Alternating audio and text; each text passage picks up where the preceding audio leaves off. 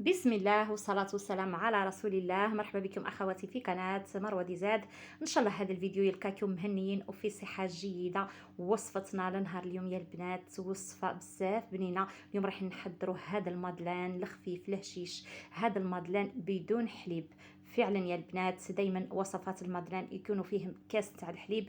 اليوم راح نستغنوا على الحليب ونستبدلوه بمكون يخليه يجي خفيف وهشيش، وهذا هو سر الوصفه باش يجي هكذا كما راكم تشوفوا فيه هذه الهشاشه وهذا الطراوه اللي راكم تشوفوا فيها نجح من اول تجربه. اذا عجبكم الفيديو ما عليكم غير ديروا لي جام وتفعلوا الجرس على الكل حتى يصلكم كل جديد. قناه مروه ديزاد بالنسبه للاخوات اللي مازالوا ما اشتركوش معنا يشتركوا، وطبعا البنات ما تنسونيش بجام كومنتار مشجع.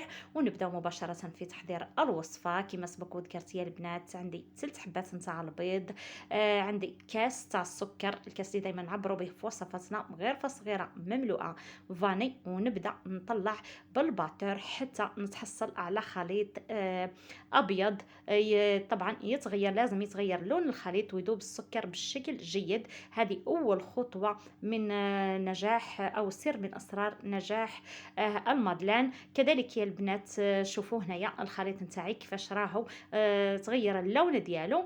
في هذا الوقت راح نزيد نضيف نفس الكاس دائما نعبروا به كامل المقادير، نزيد نضيف كاس ناقص اصبع نتاع الزيت، كاس ناقص اصبع نتاع الزيت. لكن هذا الكاس نتاع الزيت ما رايحاش نحطوا دفعه واحده، راح نحطوا على 3 دفعات هكذا. نحط دفعه يعني كل مره نحط القليل من الزيت ونخلط بالباتور حتى نكمل كامل الكميه نتاع الزيت اللي عندي.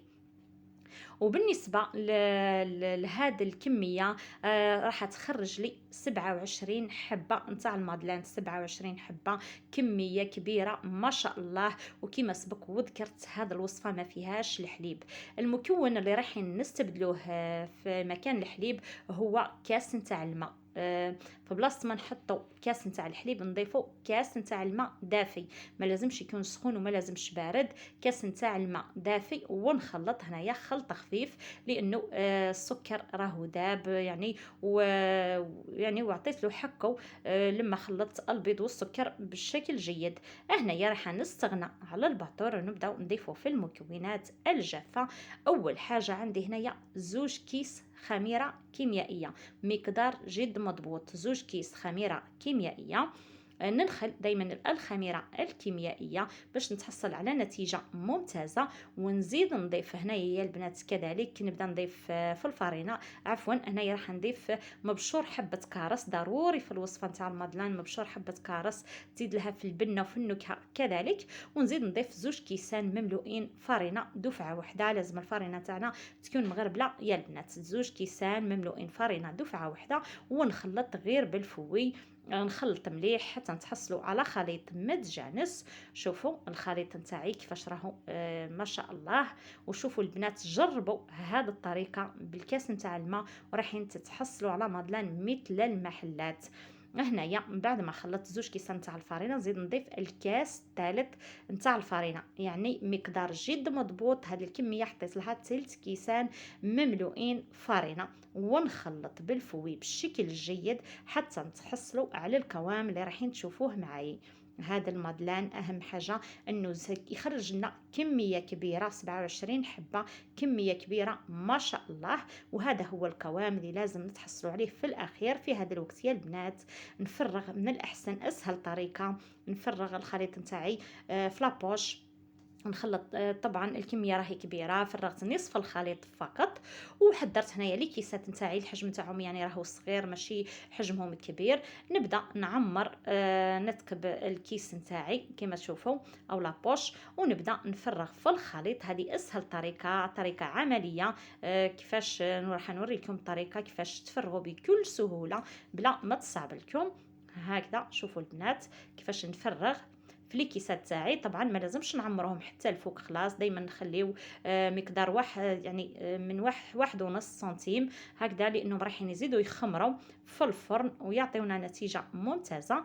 نكمل نعمر هنايا هذا البلان تاعي يرفد 12 حبه، نتاع المادلين 12 حبه، يعني نطيب 12 حبه، وبعد ما يطيبوا راح نزيد نخدم 12 حبه كذلك، وهكذا حتى نخلص كامل الكميه اللي عندي.